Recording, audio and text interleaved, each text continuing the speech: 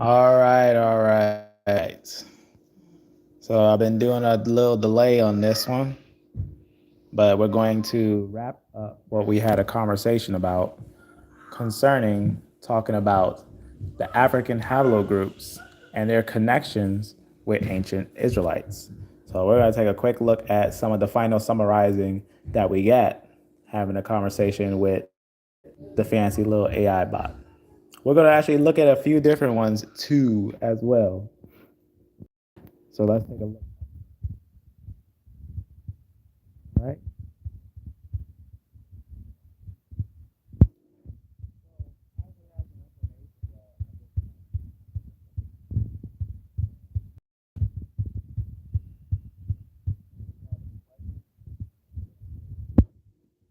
I have no conversations on some other things right now. Let me actually turn this to the bottom, as it has been a nice long conversation I had recently, but I can't go over the whole conversation right now. I mean, I could go over the whole conversation, but I'm just gonna go over some of the important summaries of some of the things that we were talking about. All right. So make sure the comments are on. All right. All right, so let me first show what we were what I had a conversation about in a summary.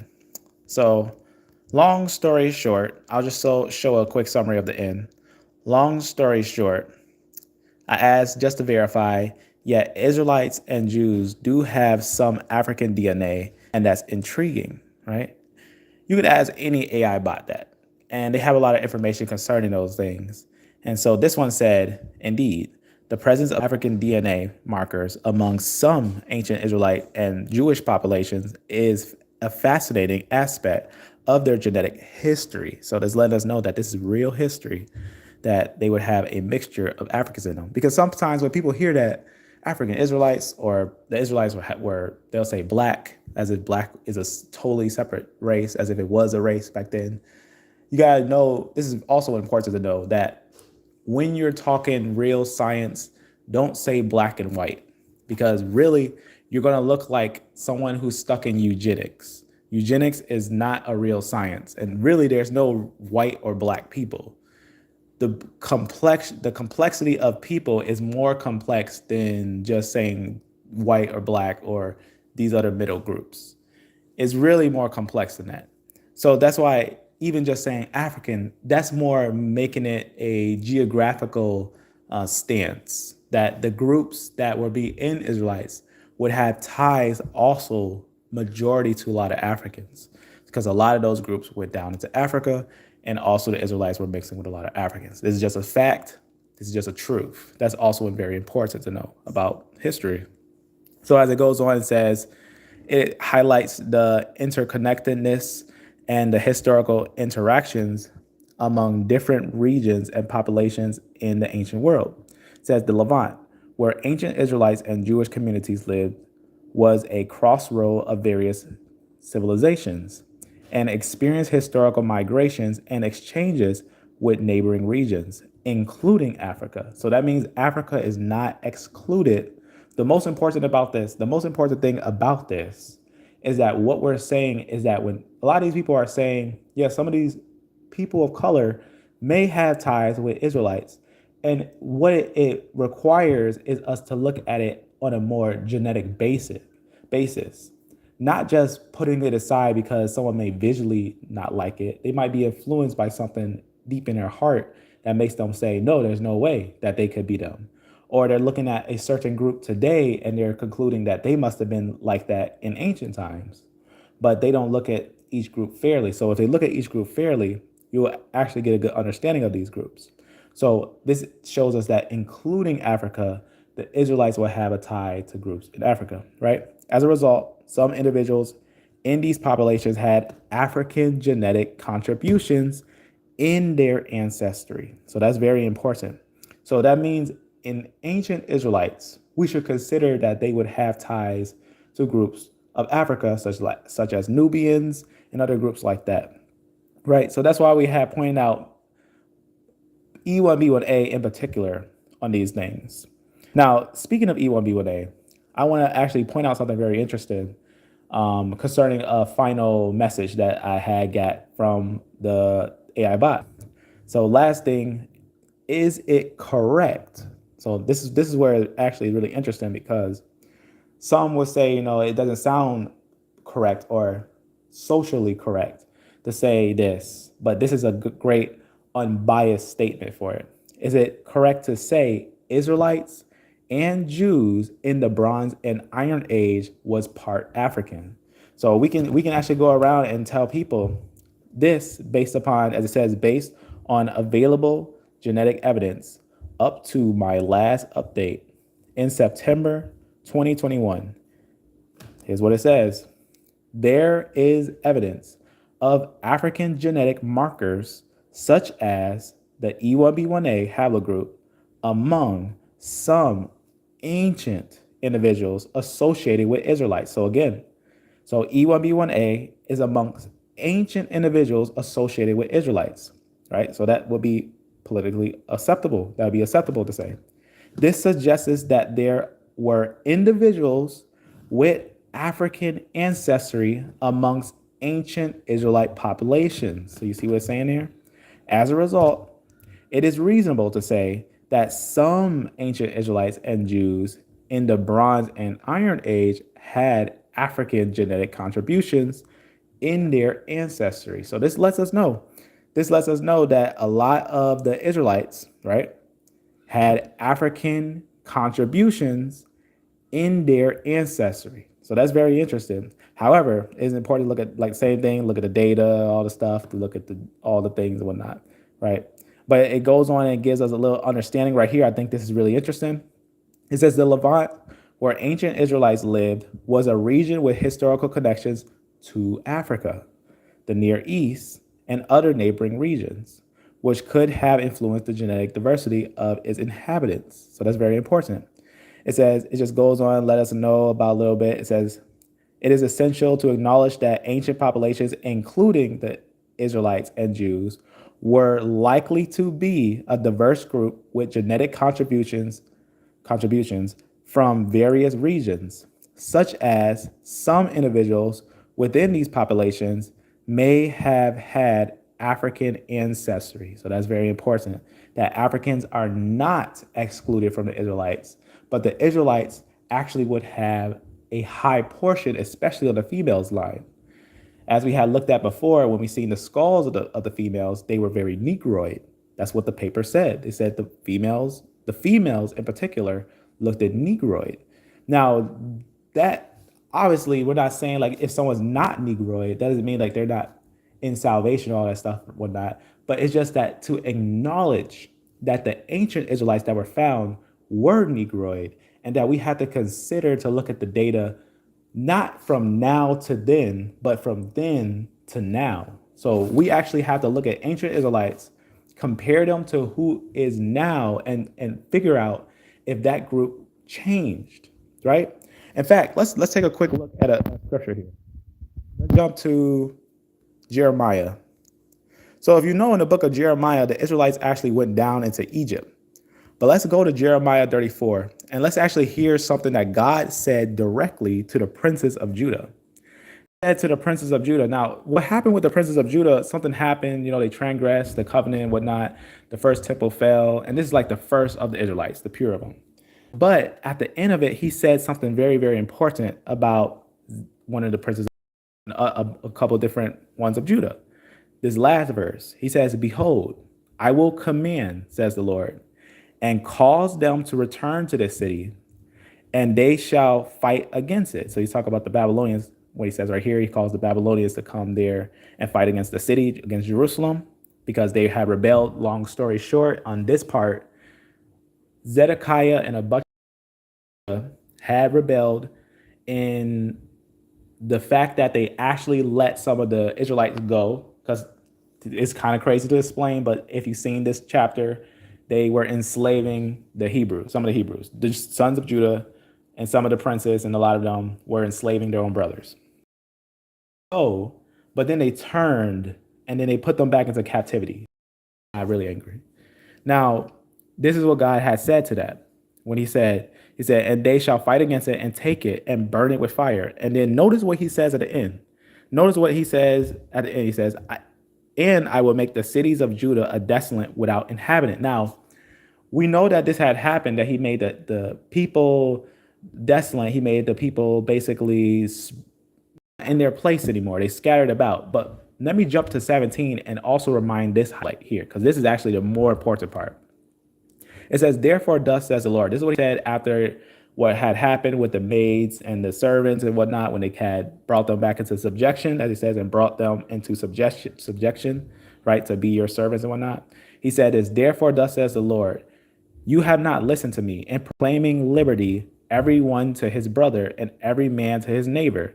Then he says, behold, watch this claim here. He says, I proclaim a liberty for you, says the Lord, to the sword, to the pestilence, to the famine. You hear that what he says, to the sword? Just remember that he said to the sword, because we're going to look at something in the New Testament that actually says something just like what's being said here. He says, to the sword, I will make you to be remembered into where? Into all the kingdoms of the earth. Now, this is really interesting, because he didn't just say that they're going to be scattered into some places on the earth or into one kingdom. He said all the kingdoms of the earth. So this means that whoever this people was, by the word of God, he is defining that they would not be a solid group. At a point of time, they would be known as a scattered people that would be diverse into all the kingdoms of the earth. Now, you heard where it said all the kingdoms of the earth. Now, let's quickly, this is the first time that we hear sayings like this. But remember, it said to the sword, and then they're going to be scattered about, right? To all the kingdoms of the earth. Now, let's actually jump ahead and let's look at Luke 21 and 24. And watch what Christ says here. And this is at the second temple when he says this. He says, and they shall what? Fall by the edge of the sword. Doesn't that sound familiar? Like how God was like, they shall fall by the sword and whatnot. And then he says, and shall be led away captive into where? All nations. So the fulfillment of, because remember, where were they scattered first when Babylon took them? Babylon took them to Babylon, right? So they weren't really scattered into all the kingdoms yet. But right here, we're seeing the fulfillment where Christ himself is saying that they will go into all the kingdom. Now, is Christ lying? Is he the way, the truth, and the life? If we look up Christ and try to find out if he's a historical individual and he has spoke and people carried his word for a long time, will we find that he has some truth? We will find out that he is speaking truth. And so he's telling us that this people would not be a people. He's telling us that this people is the fulfillment that Jeremiah had prophesied of is happening at this time. Because remember, God actually, if you read the scriptures carefully, he was showing mercy to Israel even when the Greeks came there, that he was trying to keep them together and keep them in Jerusalem for a while. And then this is where the fulfillment is, where he says right here that they shall be led away captive into all nations. So they had to be led away captive into all nations. And then what would happen to Jerusalem? Would they return to Jerusalem and no one else would be in Jerusalem?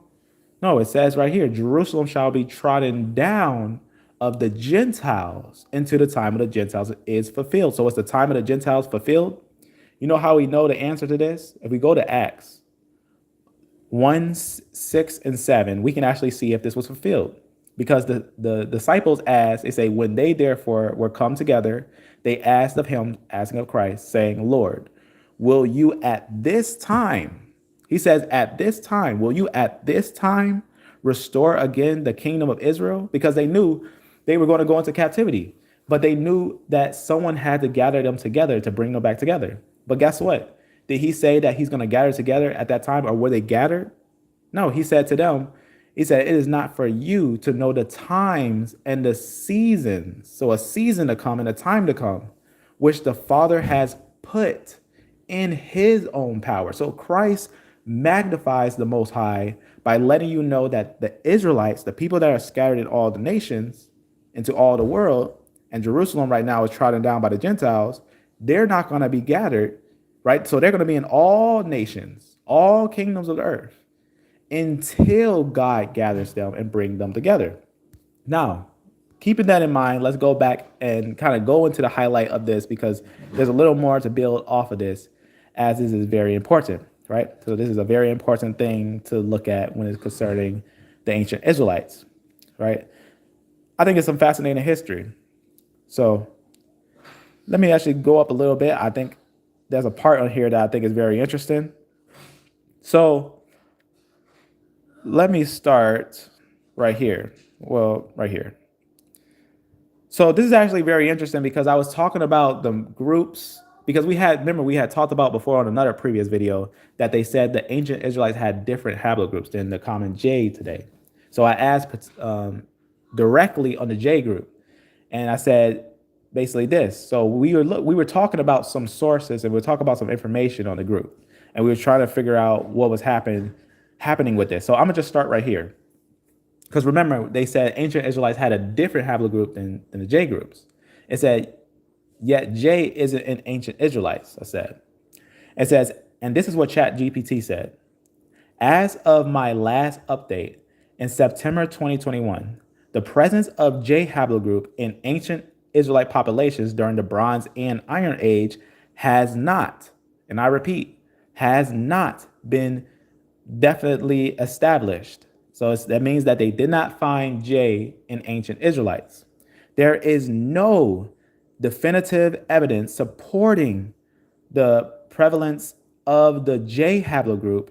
So J is actually, now this is why I keep saying this, because a lot of modern Jews have ties to Turks.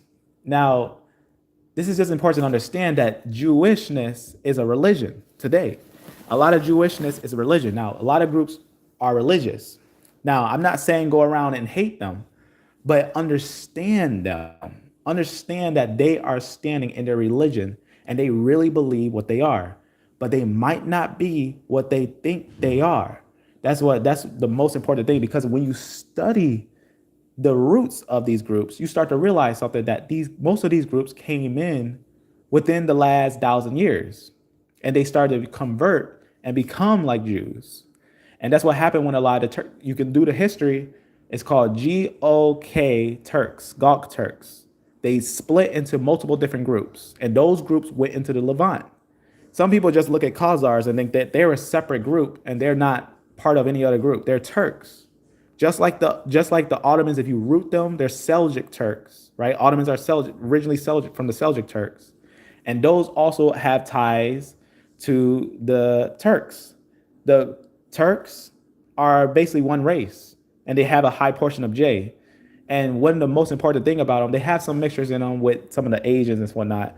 But those groups in particular from Turkestan and Mongolia and certain areas around there, they actually converted. A lot of them became like Arabs. They married into the Arabs and started to become like Arabs. They started to become a new group of Arabs and started to do Turkification, changing the areas of the Levant and Anatolia. But some of them also became Jews. This is highly known history, that some of those groups became Jews. So there's a high portion, over 10% within the modern Ashkenazim, that they would have high portions of those lines in them. Now, I have a lot of different information to display to actually show that. I actually had a conversation with some individual, atheist, who brought up the factual information on those things, and also had let us know that the modern Jews had over 14% of Khazar in them. And that's just the ones that were tested, just the groups that were tested. So they're not only Khazar, that's the thing. I want to make sure we understand it. They're not only Turks, but they're a high portion of them. And this is the main group of it. But also this certain group here was also in the Tyranese and the Sidonians. This is very important. The Phoenicians, this was a group that was inside of them, right? Not the Israelites. They were there before them. So this is what they say when they say right here. So there is no, as it says, they're not in the ancient Israelites during those periods. It says, based on the available information up to my last update, it would be accurate to say that the J haplogroup is not definitively associated with ancient Israelites during the Bronze and Iron Ages. So that's very important. So that lets us know, as it says, they go back on E1b1a, right? So it says there is evidence of E1b1a in some ancient populations associated with ancient Israelites. So this is very important. So it says, but the presence of J haplogroup in ancient Israelites remains uncertain. So they know that they have evidence of these African groups in the Israelites, but the J group that we actually found was European, because you can actually find it mainly coming from the Caucasus Mountain, mainly mixing with the Koraxis cultures, and mainly also going into different cultures in Russia and Finland before the Bronze Age, from the Neolithic and going down later on. So they're going to be a more of a Caucasus population, which is fine. That's just important to know who they are. And from there, they also went up into Turkestan and became some of the Turks later on. That's very important. It says, but the presence of, as it says, but the presence of the J haplogroup in ancient Israelite remains uncertain, right? So it remains uncertain. So I'll go into detail on that because I thought that was interesting. So because there is no definitive evidence supporting the prevalence of the J haplogroup in all ancient Israelite populations during those periods, it would be accurate to say that the J haplogroup is not definitively associated with ancient Israelites during the Bronze Age and Iron Age, yet E1b1a is. So just to verify. And the AI says, yes, based on the available, so that everyone understands that we're doing this by sources, but here is just basically taking that montage of sources. Maybe we go back through them and go over the information and whatnot and highlight some things that are important. In fact, they're starting to change some information. If you know, one of the brothers came up to me and told me about some of the changes they try to hide the E1b1a that they found in BMAC culture. But great thing is we already recorded the papers. So we already recorded the papers, but they're trying to change the information, but just on the wiki site. They can't change the actual genetic papers. But this is important. This is very important because when we actually look at some of the ancient groups, right, even connecting them to the Natufian and stuff like that, and we find out that the Natufian, there's evidence that they say that these groups also became Israelites, right? So there's a lot of evidence for these things in certain cultures, right? So it's very important to look at those things. But here is actually important because it gives us the highlight, right? After the last update of September 2021, there is no definitive evidence supporting the basically the prevalence of the European J haplogroup in all ancient Israelite populations during the Bronze Age and Iron Ages. Therefore, it would be accurate. So this is accurate. Therefore, it would be accurate to say that the J haplogroup is not definitively associated with ancient Israelites during those times. So the J haplogroup would not be so today we'll look at haplogroups today of Jews, and they will have a high portion of J, almost like more than 40%. And some people will say that must be the Jews because it's higher in them. But that actually tells us a story when we backtrack and follow that group, and we find out that group was not dominant or mainly only Israelites. It wasn't like all of a sudden Israelites were born from Abraham and all of a sudden these J groups popped up and they was the only ones from Abraham. That's not what the genetics is showing. Rather, the genetics is showing that J came from the Caucasus Mountain and came down into the Levant before the Israelites. In fact, a lot of the certain groups existed before the Israelites. But if you study E1b1a definitively, carefully, we only find real small, rare drops of them. And then you find them starting to develop after the Bronze Age. And that's what makes sense when we look at the Israelites for the groups that went down into Africa and became a large group, right? They became a large group in Africa. They were a Syrian group that went down into Africa and developed and became like an African group. That's where they became a large population, as the Bible says. They went down into Egypt and became populous, right? As I said, you will say you're a Syrian that went down into Egypt, right? And that's where they became populous. That's where they grew, right? So they're initially an African culture. This is very important because that's where they develop. So now let's highlight that as we go on. It says, therefore, it would be, it says right here, therefore, as we know, it's not with those periods. It says, on the other hand, so on the other hand, on the opposite side of the table, on the other hand, there is evidence of the E1b1a haplogroup in some ancient populations associated with ancient Israelites.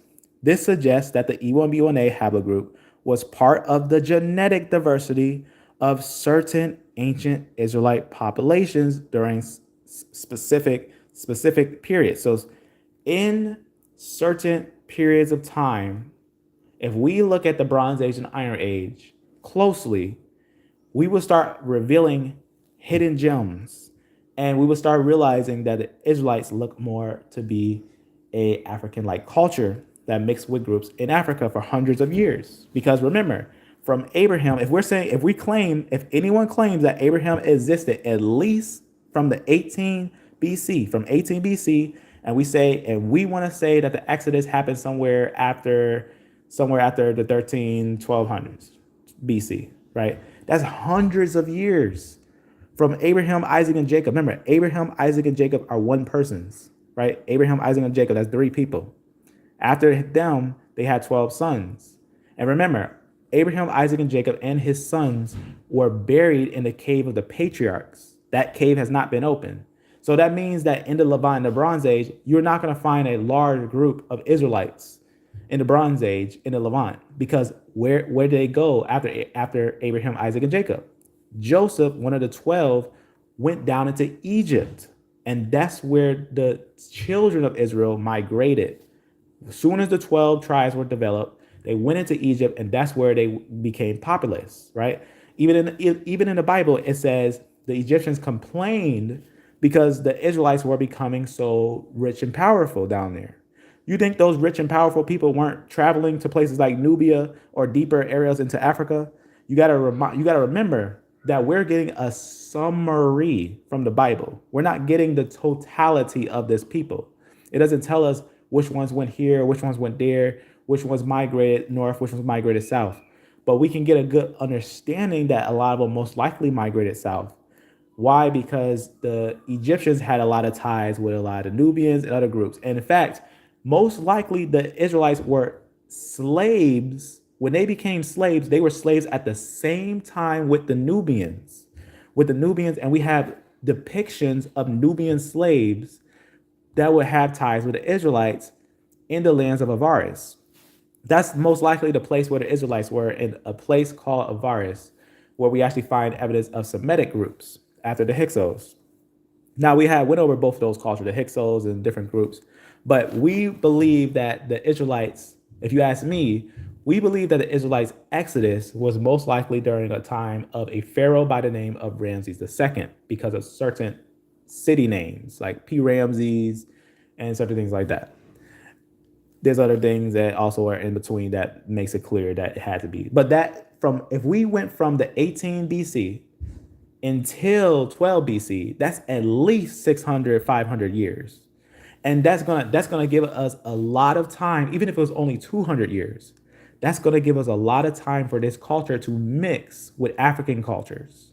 So that group was mixing with groups in Africa. In fact, the Bible itself tells, right? It talks about Moses was with a Cushite woman. We also get the evidence of pretty much Joseph with an Egyptian, and Ephraim and Manasseh makes a large tribe, and they are partly Egyptians. So remember that Ephraim and Manasseh mother are, so she will be in the lands of Egypt. She will be African. So that is very important to consider. The details in the scripture that is giving you is basically handing you out the evidence that this group, this culture, is an African-like culture. But it's also important to note that they're not going to necessarily be like the original inhabitants there, but they're going to be like a new-ish inhabitants there. So that's why we look at this E group in particular. Now, it's also important to understand that it would be mixed with other groups. So that's just something to highlight as we go over these things. So as it says, on the other hand, there is evidence of the E1b1a haplogroup in some ancient populations associated with ancient Israelites. This suggests that the E1b1a haplogroup was part of the genetic diversity of certain ancient Israelite populations during specific times. A good understanding of that information, right? So if right here, so because some ancient Israelites are the African E1b1a, this means ancient Israelites were more Negroid and not ancient Caucasus J. Now, I didn't actually know that this AI would be whoever like designed it is also being socially cautious. So that's why it says it is essential to avoid making symptomatic assumptions about the physical appearance or ethnicity of ancient populations based on solely on the presence of specific haplogroups in their genetic makeup. Now, I already know if we look at E1b1a, we should already know what's E1b1a. It's not making a symptomatic one, but it's actually this is going to highlight what the AI is highlighting is the word Negroid. With that, as we go over it, it basically says the distribution of haplogroups does not provide a complete picture of the physical characteristics or ethnicity of the ancient people. So you can see how I'm showing you that this is not a controlled AI. I'm not controlling the AI. The AI is free to give its very credible and very detailed information. So it's free for that. So it says haplogroups such as E1b1a are genetic makeups that can provide insight into the ancestry of populations. They can indicate historical patterns of human movement and interactions, but they do not determine physical appearance or ethnicity. Now, this is true.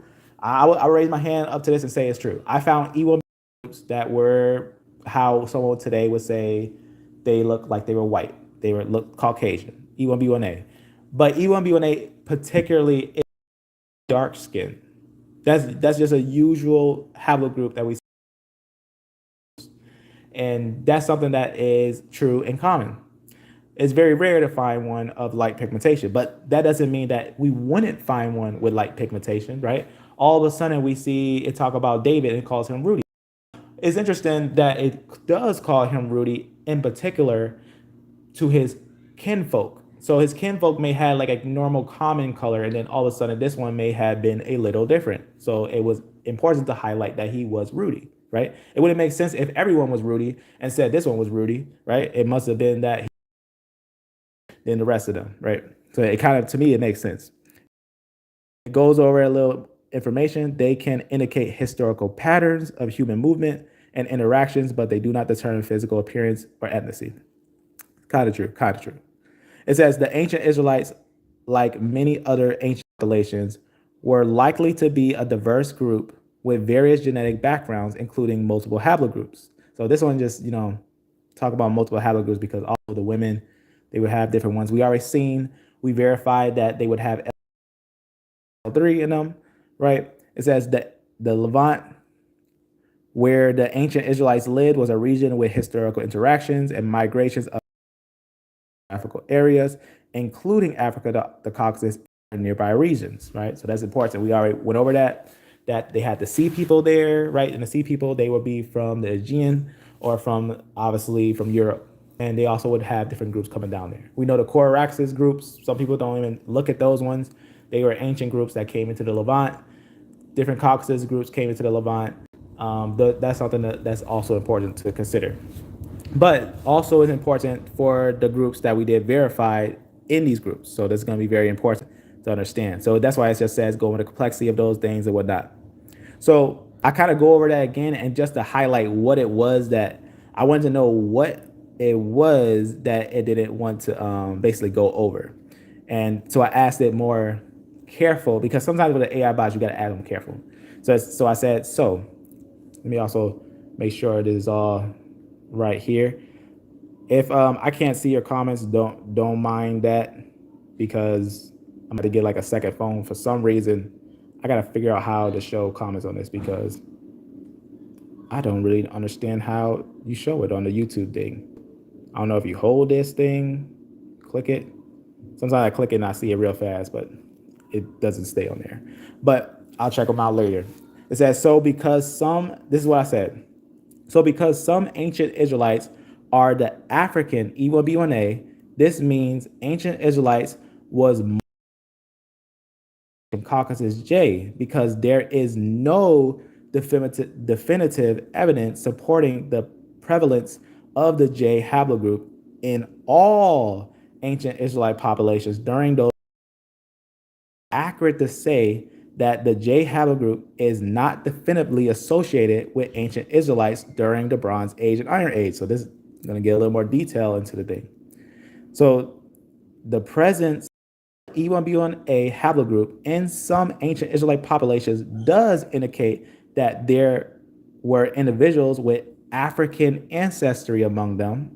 It says, however, it's important to note that the genetic makeup of ancient diverse and complex, and the presence of specific haplogroups does not provide a complete picture of their physical appearance or ethnicity. All right. Well, it says, it just goes on, same thing, that they seem more mixed. But then it goes on and tells about J. It says, regarding the J haplogroup, as previously mentioned, so it's standing on that fact. This is important. This is important. It's saying that it doesn't want to say that the Israelites are black. It want to admit that the Israelites are African, but it will tell you that they had portions of Africans in them. But it will also tell you regarding the J haplogroup, as previously mentioned, there is no definitive evidence supporting its prevalence in all populations during the Bronze and Iron Ages. This means that J haplogroup is not definitively associated with ancient Israelites during those periods. So this is very important. He'll let us know that the J group that's high in the European Jews today, and this is you can look it up yourself, type it down, European Jews or European Ashkenazic Jews, and you'll get the backstory on the real science of the new groups that came in within the last 1,000 down. It's important to avoid, so they just say making generalizations, everything, same thing what it just said before, right? It just says look over all the information, whatnot. So I'll say, so because some ancient Israelites are the African E1b1a, this means ancient Israelites was more Negroid, correct? So I'm asking, are they more? So I found out what it was that it was not liking. Did not like the word Negroid. It did not like it because groups today feel the word Negroid is offensive. Now, I myself, I don't time in different genetic papers. I thought Negroid was acceptable, and I see that like Negro or Negroid as defining a people that may have a more maybe Niger look to them, right? It says right here, it is not accurate to make definitive statements and whatnot, talk about genetic makeup or what it said earlier, and it just gives us some things. Now here's where it lets me know what it didn't like, right here. And anyone else who want to comment on this, you can give me your opinion, what you think about the word Negroid. It says the term Negroid is an outdated and imprecise racial classification. So it seems to me that it was okay with me saying the Israelites are African, but it did not like me saying the Israelites are Negroid. So it was okay with the fact that Israelites would have African in them, but it does not like when you say that the Israelites were Negroid or had Negroid in them. Now, this is what it says. It says the term Negroid is outdated, and so it's kind of interesting that something outdated is still used in some genetic papers. It says an imprecise racial classification that is not used in modern scientific discussions. I beg to differ because I actually had seen some papers that had used the term Negroid. In fact, I had pointed out a paper just recently. You can find it. The paper is called The Blackness of the Jews or something like that, or Examining Jewish Blackness. And it actually word for word would say that the women's noses were Negroid in style. So Negroid was a term that would be used by some groups. Now, given that it may not have been a genetic paper, it was more of like I don't know how you would describe it.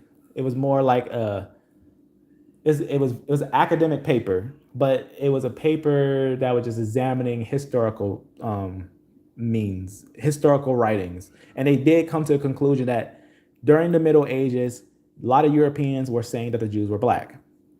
That's what their conclusion was. They concluded that yes, there is solid information that historical writings were saying that the Jews were either Negroid or they were black in appearance, and that's something that we actually find, and we have a lot of papers that actually say those things. So that's why it says right here, it says human populations are genetically diverse and physical appearance can vary widely within and across different groups. Is that it is essential to avoid making generalizations or assumptions about physical appearance or ethnicity of ancient populations based solely on genetic markers. So you can see right here, it did not like that word Negroid, so that's why we stuck to the word African. So you'll see that later I would say, it's fine, right? Fine. So because some ancient Israelites are the African E1b1a, this means ancient Israelites were more African instead of Negroid, African-like, and not ancient Caucasus-like. J, because there is no definitive evidence supporting the prevalence of the J haplogroup in ancient Israelite populations during those periods, so it would be accurate to say that the J haplogroup is not definitively associated with ancient Israelites during the Bronze and Iron Ages. So here it goes. It says, based on the available genetic evidence up to my last update in September 2021, the presence of the E1b1a haplogroup in some ancient Israelite populations suggests that there were individuals with what? African ancestry among them. So that's very important. This genetic diversity is not surprising, right? So tell me why are some people surprised when you tell them that the Israelites had African in them, and you tell the Israelites were partly African or were African, that some Israelites were definitely African, had African in them, or they were most likely also black or dark skinned, right? It's because certain things when people hear, they do not like. They do not like the idea of changing their worldview or understanding something that they didn't understand previously. It's like they gotta basically rewrap their mind on something that they themselves can't allow themselves to look at a people and say that they might not be the people and this other group might be the people, right? Some people don't have their heritage. Jeremiah 17:4, right? They already lost their heritage. So when they find their heritage, something clicks in them and they start to realize, this is all I have. This book right here is all I had, is all I am. And they study deep and they go over the real history and they realize this is who they are. But the problem is they're trying to convince the world. It's not about convincing the world anymore. It's about you knowing the truth and holding fast to it. That's it. It's about holding the truth and holding fast to it. Because like I said, it's multiple haplogroups, but I believe that this E1b1a group is the most likely original group to be the Israelite group, Israelite population. So I'm telling you this unbiasedly, right? If you know me, I'm unbiased. Now watch what it says right here. Watch as we go over a little more of this information.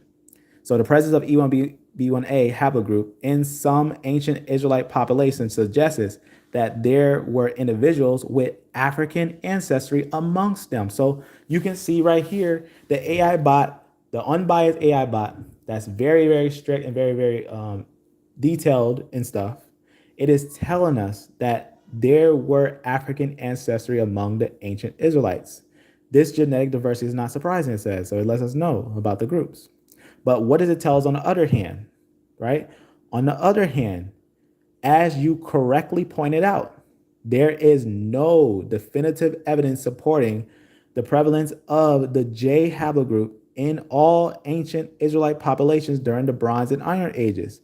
Therefore, it would be accurate to say that the J haplogroup is not definitively associated with ancient Israelites during those periods. So this is very important. So it's let us know J, which will be tied with the Caucasus groups, would not be definitively or solely the Israelites. So those are not, when people say you can look it up, the Kohen line, and they say it's JP58. And in fact, a lot of geneticists have went over JP58 strictly and found out if you try to cut off JP58 only in the Bronze Age, then it'll look like it becomes a Levantan culture. But almost every haplogroup becomes a Levantan culture because the Levant is invaded by European cultures in the Bronze Age. And that's important because the Phoenicians, the Tyrannese, later the Sea people, the Levant is invaded by European cultures, but we can't look at those cultures and say that those are Israelites just because they're in that area. We got to look at them to their root. That's how we find out who they are. But this actually lets us know, as we see, that J group that came down there and started to pick up some of the lingua francas, right? The lingua francas, right? The common tongues, the common languages of the Semitic groups, which remember, we already verified the original Semitic groups were E groups, especially E1b1b. E1b1 is highly Semitic. So E1b1a, which is younger, which popped up later, that's why I say this is most likely the line of Abraham, because this line was very rare previously, and then it started to develop after the Bronze Age. So it's very important. So when the Bronze Age hit, it started to develop a lot, especially becoming those African cultures. So you can see right here. So we can see right here is important that we had note that with these groups, like the J group right there. Right here just gives another summary, obviously looking at the migrations and everything, whatnot, right? Don't over summarize it, it'll make it simple. Look at the detail, look at a lot of detail it's saying, right? So I say, just to highlight, isn't it interesting that Israelites may, right? Basically may have much African in them, right? So that's what I basically mean, is that Israelites may have much African in them. And so the AI bot knew, is that understood what I was saying, it said, yes, it is indeed fascinating. Do you think it's fascinating that the Israelites may have had African haplogroups or African in them? Right? Where do you hear that a lot of people say this, that the ancient original Israelites in the Iron and Bronze Ages had ties highly to Africans, right? When you tell someone that the Israelites may have had high portions to Africans, a lot of people don't want to hear it. They think that you're just part of a cult. You're just part of just manipulating information. You don't want to look at the truth. They'll try to say. But when you put the facts on the table and you look at the sources from the Middle Ages and you look at the skulls of the people and you look at the genetics and everything, you got to look at the whole picture and you start to realize something. That if they're saying this E1b1 group also made Africans, well, it makes sense because this African-like culture, the Semitic culture as well, is the major ingredient in the Israelites. And that's going to be very important. So it says right here, yes, indeed, it's fascinating that genetic studies have revealed evidence of African ancestry in some ancient Israelite populations. The presence of the E1b1a haplogroup, which is more prevalent in African populations among some ancient individuals associated with Israelites, indicates that there were individuals with African genetic heritage among them. Now let me actually highlight this. A lot of people don't know, but E1b1a was found with the Marsh Arabs. So a lot of people, when they look at the Marsh Arabs, they know they're a group that had tied to ancient Mesopotamians. You can look it up, Marsh Arabs, Marsh Arabs. And the Marsh Arabs had a bunch of different haplogroups in them, but one group they had particular is one group that a lot of people think were only and are only in Africans, and it's E1b1a. And E1b1a is in the Marsh Arabs. It's a Mesopotamian culture. Now, the reason why that's important, because I myself believe Abraham was above the area. He first started off around Mesopotamia. Now, obviously, Abraham is not the only one of his kind. He would have been a son of Terah. But remember, when we're getting this summary from the Bible, right? Is it a literal genealogy? Obviously, this has to be a real genealogy that we're getting from the Bible. But is it telling you word for word from the beginning of time, right? From Adam to Abraham, that we can take from Adam to Abraham and look at Adam to Abraham and say this Adam existed only 6,000 years ago? Or is the Bible giving us a symbolic message? Now, I have come to the understanding that the Bible, we got to look at these years carefully, that we can't take these years and exactly think that it's giving us a 1-to-1 ratio. Now, given that I'm still sold that the Bible is giving us prophetic years, that 6,000 years is very important to us prophetically. And that's what the Bible, if you summarize the years, it's about 6,000 years from in the past, right? And we can say that all of a sudden there was an individual who popped up as Adam, and then that's where the lines came from. But every single person who studies genetics, who really studies on genetics, will admit one thing in particular, that almost all the main haplogroups of Jews had to come from the CT haplogroup. So that it's a haplogroup that is C and T. It's a CT haplogroup. That every haplogroup we find in the Jews came from CT. And the thing about CT is that where does CT pop up at, right? We know that it had ties to Eurasian groups. So that it makes perfect sense. So what I want to just say real fast is that when we think of Abraham, we have evidence that Abraham was real, because we know about 18 BC, that's when Hebrew popped up. So we got evidence, we got actual sources that shows when Hebrew first popped up in 18 BC. So we know it says Abraham is a Hebrew. So we know he popped up in 18 BC. So he is a real person. We know this without a doubt. But his family was a diverse group, but most likely very small. So that's one of the biggest things to understand, that most likely he could have been a group that broke off from the Natufian group and was a separate branch and was just developed in the lands of Mesopotamia and then migrated south. And his family line, his haplogroups, his family line would be highly in the areas of Africa. So remember, we had pointed this out when they went down to Egypt, and the cave of the patriarchs, Abraham, Isaac, and Jacob, were not found, right? They're still in the cave of the patriarchs, now unopened. Protected, you know about the cave of the patriarchs. They say Herod built it and whatnot, Herod of Edom. So Edomite had built for his ancestors a protective area, and that's where they reside and is unopened. But his haplogroup and his group would be a particular group that we would most likely, as the scripture says, find in high portions in Africa, especially Egypt. So that's the most important thing that we got to understand. As the late Bronze Age went by to the transition of the Iron Age, we would note that, especially E1b1a, if you look up any, and I challenge anyone, any ancient finds of E1b1a are after the Bronze Age. They are after the Bronze Age, and that's a solid fact, because all the finds of E1b1a before that are Eurasian. And this group then becomes African after the Bronze Age, especially in the Iron Age. So some of the groups are in Africa in the Iron Age, but some of the groups actually reside in the Israelite cultures. But remember, they were also a southern Levantan culture, not a northern Levantan culture. They did not conquer past Tyre and Sidon. They didn't settle in upper areas of Byblos and stuff in the area of other groups. They settled in the south. In fact, the Midianites and the Ishmaelites also settled in the south. A lot of them settled in the south because we got evidence of the Midianites and the Ishmaelites who took Joseph and took him to Egypt. And remember, Ishmael was half Egyptian.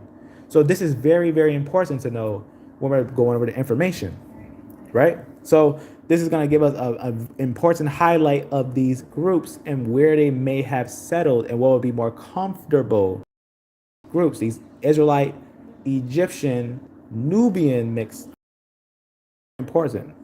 So now let's go a little more into this, because I think this is very important. So it says the presence of the E1b1a haplogroup, which is more prevalent in African populations. So there it is, but it's more prevalent in African populations among some ancient individuals associated with Israelites, indicates that there were individuals with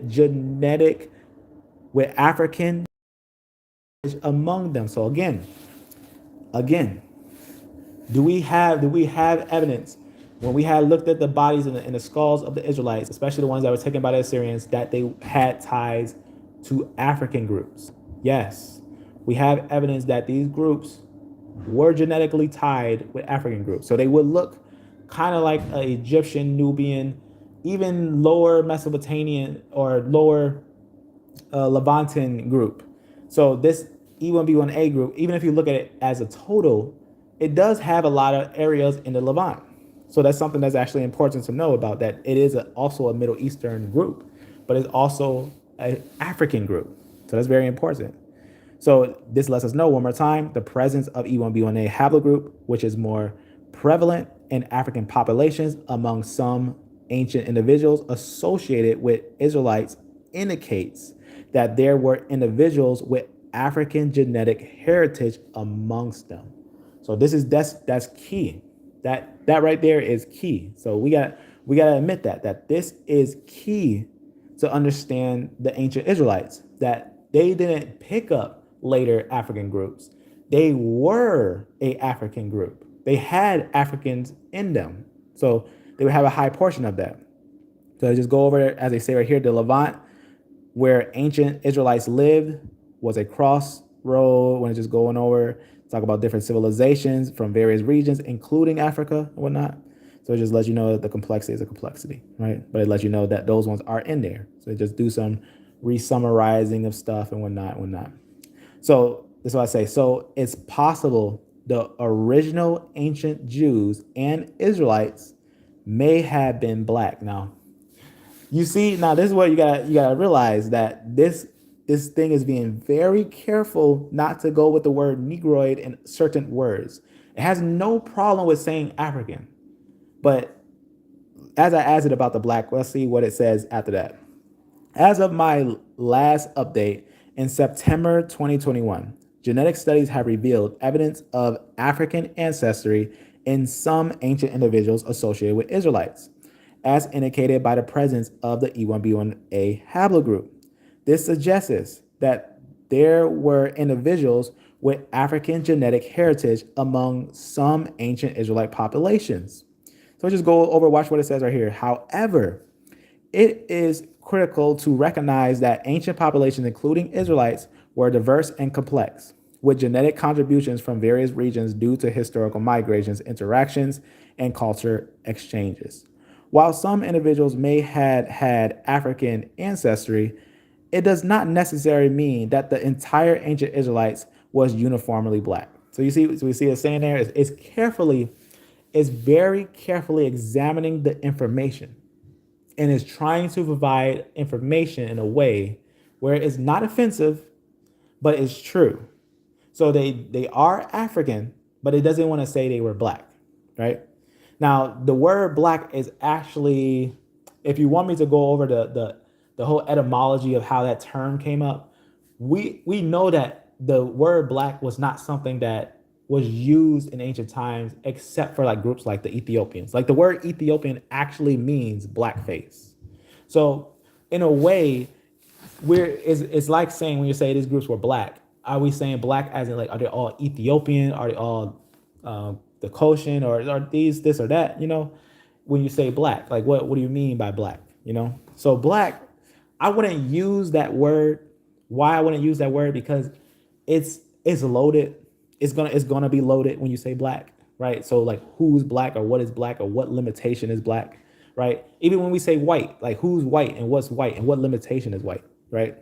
So white and black, things aren't just white and black. Just always remember that things are not just white and black, and you're not going to get a lot of information, and people are not going to want to pay attention if you say black. If you say the Israelites are black, they're not going to believe it, right? So it's a battle. It's a linguistic battle. That's what it is. It's a battle of words when it comes to certain phrases, but people will use those words. You'll see people say it all the time. They say the Israelites weren't black, or they say the Israelites were black. So this is the concept that we got to understand, that the word black is not really an ancient people, right? So there's not a group of people that we can define and say they're black people. But in certain colonized lands, the word black is a summary word and saying that they're a total people of darker skin descent, right? So we can say ourselves that the Israelites are most likely, the ancient Israelites, we can't say they're all black. We can't say that, but we can say a high portion of them were. Why? And then why can't we say they weren't all black? Because at some points in time, Israelites mixed. Like we got perfect evidence in the Exodus that Israelites were leaving with the different types of groups, right? Different types of groups. So we know that they would have some mix in them, some, right? But we got a good portion, good understanding that they were highly African, and this would actually give us indication that they would have certain ties to certain haplogroups and certain groups. So we have to get into the blood. The life is in the blood, right? As I say many times, pigmentation is not a representation of a people group. So it's very important.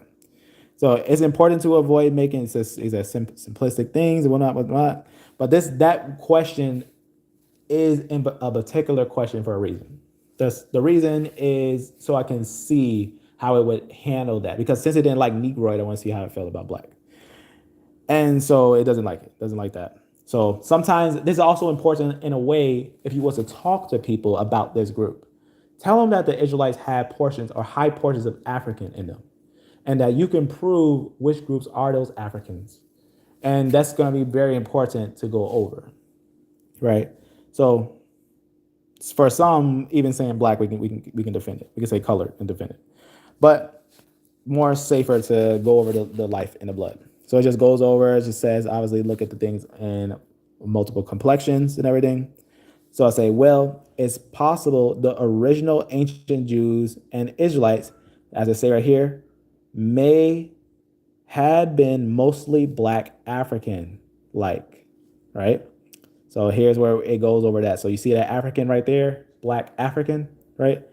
It says, as of my last update in September 2021, genetic studies have shown the presence of African genetic markers such as E1b1a haplogroup in some ancient individuals associated with Israelites. This suggests that there were individuals with African ancestry amongst ancient Israelite populations. While the presence of African genetic markers in some ancient Israelite individuals is intriguing, right, and interactive of the historical interactions and migrations, it is important to interpret this data with caution, right? Genetic studies provide valuable insight into ancient or ancestry of ancient populations, but they do not give a complete picture of the physical appearance or ethnicity of those populations. So it just goes on and says, just lets us know that the Israelites were what? Ancient Israelites, like many other group populations that they say were diverse and complex and whatnot. It says the Levant, where ancient Israelites lived, was a region with historical connections to Africa, the Near East, and other neighboring regions. You see what's going on there? So it just lets us know, you gotta look at the things in complexity, obviously looking at the evidence and everything, and then obviously asking more questions about it, right? Then I hit on with a quick highlight so that we can get some interesting understanding, interesting summary, just so to get a final point of view. Say, really, I meant, well, don't you think it's interesting that Israelites had African DNA? I said we didn't, but well, don't you think it's interesting that Israelites had African DNA? And this is what ChatGPT said. Indeed, the presence of African DNA markers in some ancient Israelite populations is a fascinating aspect of their genetic history.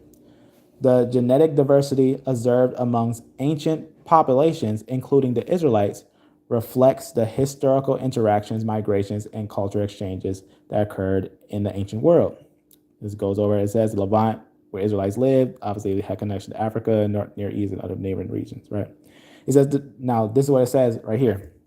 I wish I could turn on this thing so I could see the comments, or I'll probably look on my own video to see the comments. I wonder if I can charge this. Probably have to charge another device so I can see. I'll just put this thing on the charger so I can see.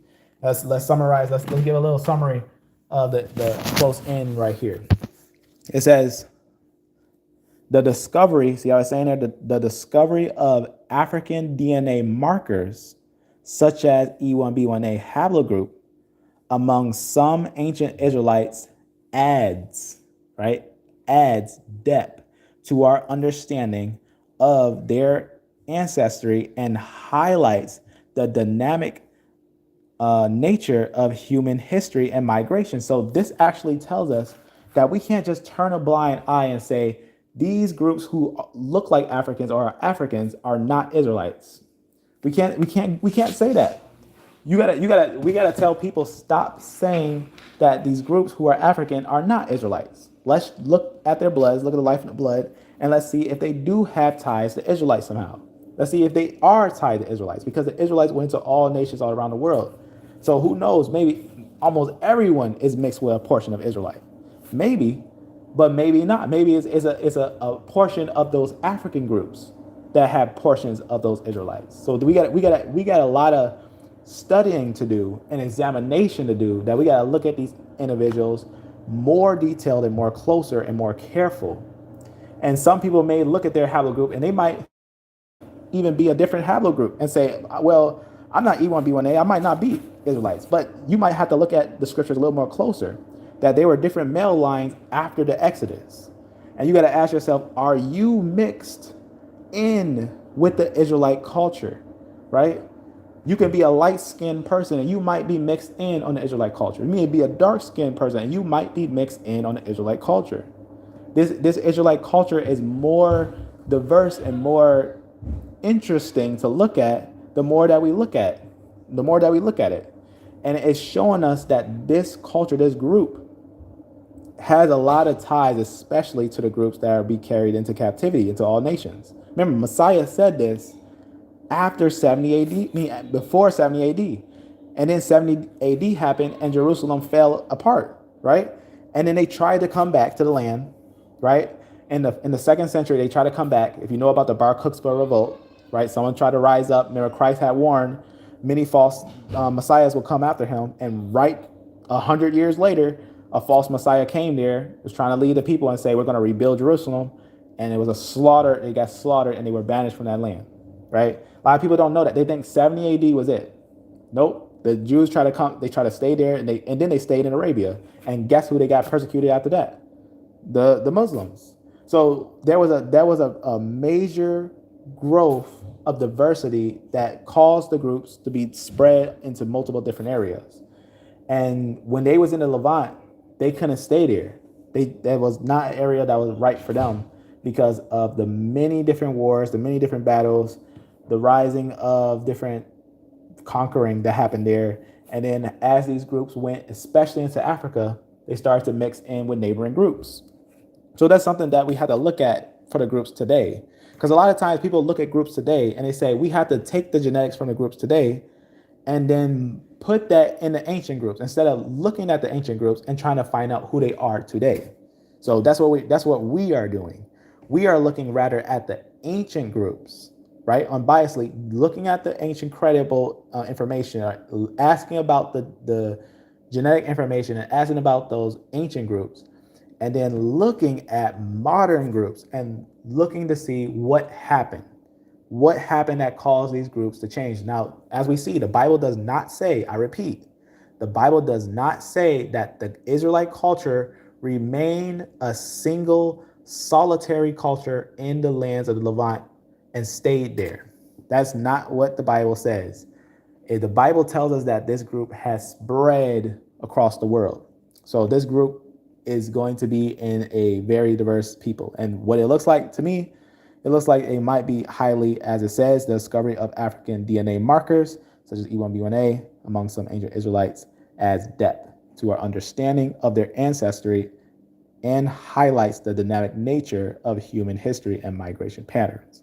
So I think that we got to look at this, especially E1b1a, note the migration of them and see what happened to them during the Bronze Age and the Iron Age.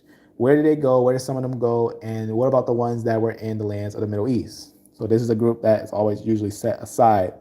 But if you look at the actual details, you will see a little more than just saying where they are today, right? So obviously they're going to be scattered about. So this just says out here, obviously look at multiple different information. This summary you already seen before. So last thing, remember I said, brought this up earlier. Last thing, is it correct to say Israelites and Jews in the Bronze Age was part African? So is it true? Is this okay to say? If I go around and tell people, look, the Israelites are part African. In fact, it's highly possible that some of these African groups, a lot of these African groups, could still have some Israelites in them. A lot of people like to talk about like the Limba groups and certain ones like that, or the Ethiopian Israelites. I don't think they're the Limba. I think they might be a group that is next to the Limba, the Rimba, right? There's the Rimba and the Vinda, or the Vinda rather. That's the group that most likely is that group. But we're also going to look at the diverse cultures amongst them to get a good understanding, if they have Eurasians amongst them, to get a good understanding of that. As it goes over right here. Based on available genetic evidence, up to my last update in September 2021, there is evidence of African genetic markers such as E1b1a haplogroup among some ancient individuals associated with Israelites, right? This suggests that there were individuals with African ancestry among certain ancient Israelite populations in the Bronze and Iron Age. So that's really interesting.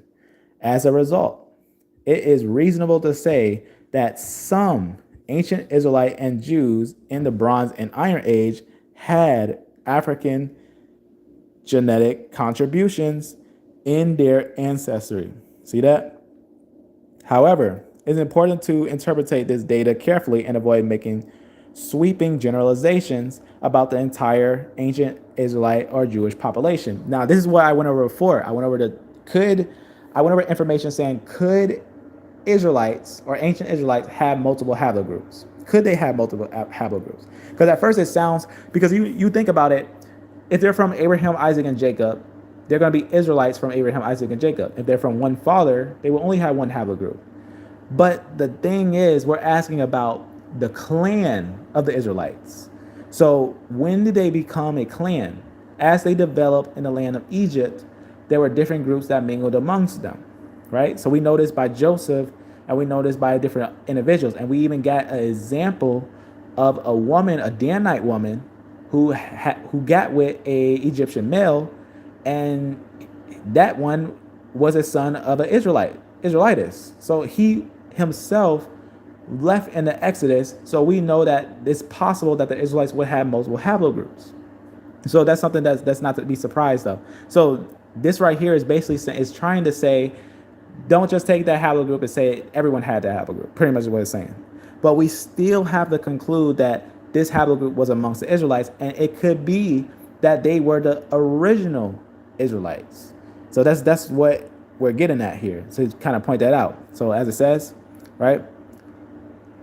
As a result, it is reasonable. So it's reasonable to say that some ancient Israelites and Jews in the Bronze Age and Iron Ages had African genetic contributions in their ancestry. So it's reasonable.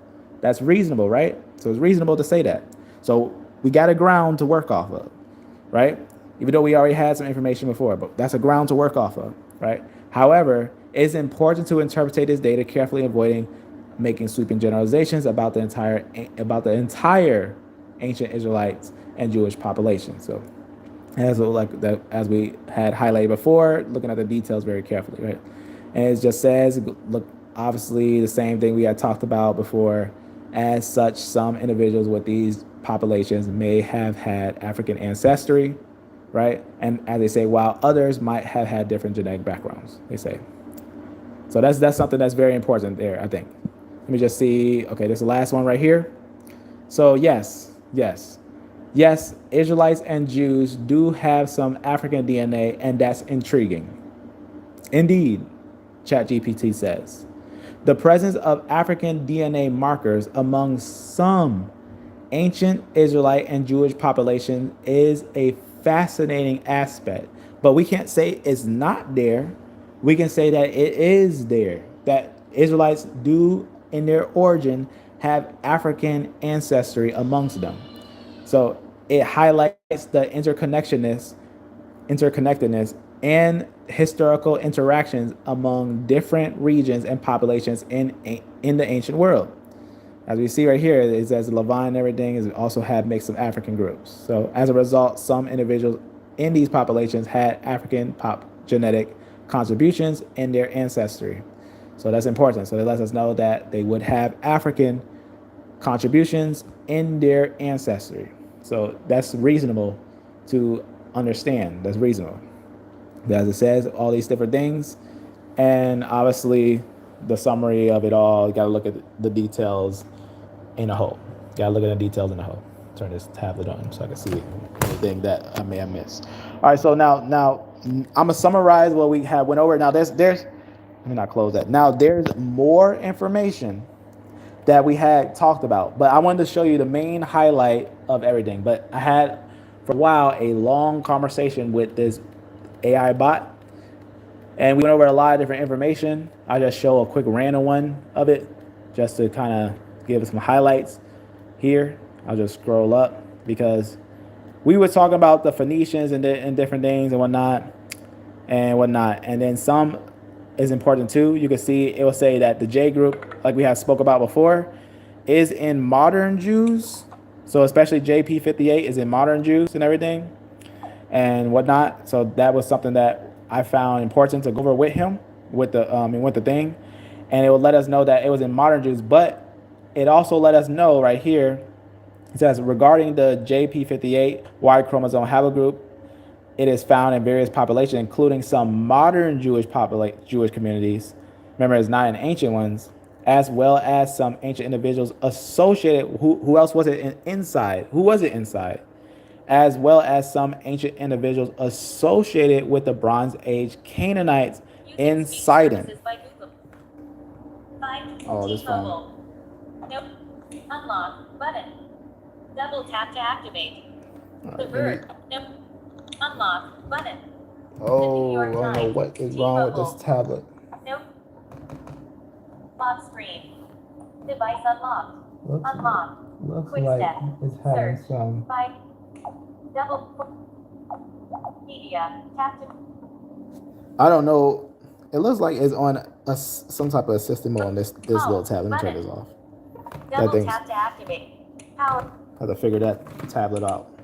Something's wrong with it. Let these kids mess with this tablet and it's all on some voice command thing. Some. Email. 50 new messages. 50 new messages. Email. Yeah. Science. Throw this upstairs. It's annoying. I don't know. Email. All right, get that away. All right.